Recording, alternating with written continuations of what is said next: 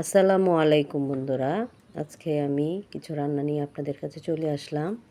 আজকে সকালে আমি যা যা রান্না করেছি দুপুরের জন্য তা আমি আজকে আপনাদের সাথে শেয়ার করব।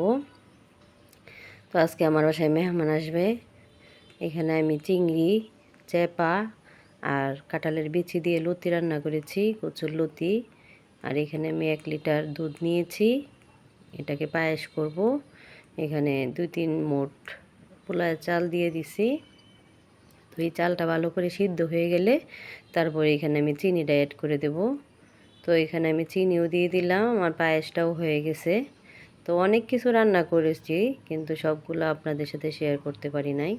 তো ভিডিওটা অনেক বড় হয়ে যাবে এজন্য। তো এখানে আমি একটা ব্রয়লার মুরগি নিয়েছি 1.5 কেজি ওজনের, এটাকে রোস্ট করব। এখানে কয়েকটা বাদাম দিয়ে দিয়েছি আর পেঁয়াজ পেস্ট করে নেব। তো মুরগিটাকে বেজে তারপর আমি রোস্ট করব, এই জন্য মুরগি ভাজতেছি আর ওই দিক দিয়ে ব্লেন্ডারে আপনার পেঁয়াজটা আমি ব্লেন্ড করে নিলাম, সাথে কয়েকটা বাদামও দিয়েছিলাম। আসলে রোস্টে বাদাম বাটাটা অনেক মজার হয়, আর যারা খায় সবাই বলে যে না আসলে এই রান্নাটা অনেক ভালো হয়েছে।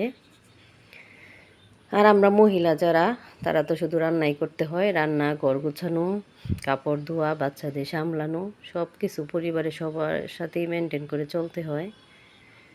আর বাচ্চারা লেখাপড়া করলে তো দৌড়াদৌড়ি শেষ নাই। ঘুম থেকে উঠেই যে কাজ শুরু হয় আরেকবার ঘুমানোর আগ পর্যন্ত, শুধু রাত্রে যা ঘুমাই এইটুকুই। আর ছেলে মেয়ে বড় হইলে টেনশনও হয় মা বাবার বেশি। ছোটো থাকলে এক টেনশন, ছোটো খাওয়া দাওয়া করে না এটা। আর বড় হইলে কত টেনশন, পড়ালেখা করাইতে হয় এইভাবে না ওইভাবে, ওইভাবে না ওইভাবে। তো এখানে আমি একটু গুঁড়ো দুধ দিয়ে দিলাম। আমার ঘরে দই ছিল না, দই আনতেও মনে নাই। তো এখানে গুঁড়ো দুধ দিয়ে দিছি আর আমি এক টুকরো লেবু দিয়ে দেব, তাইলে এটা দুধটা ছাড়া ছাড়া হয়ে যাবে, এটা খেতেও ভালো লাগবে।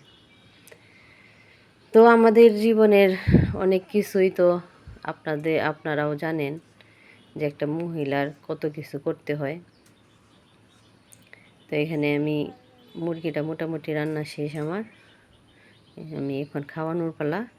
তো মেহমানরাও চলে আসছে, আমি সব বাড়াঘোড়া করে ওদেরকে খাওয়ানোর জন্য চলে যাচ্ছি। আমার ভিডিওটা ভালো লাগলে অবশ্যই লাইক করে পাশে থাকবেন, কমেন্ট করবেন, এবং আমার ইউটিউব চ্যানেল থেকে দেখলে সাবস্ক্রাইব করবেন, আর ফেসবুক পেজ থেকে দেখলে ফলো করবেন। আল্লাহ হাফেজ।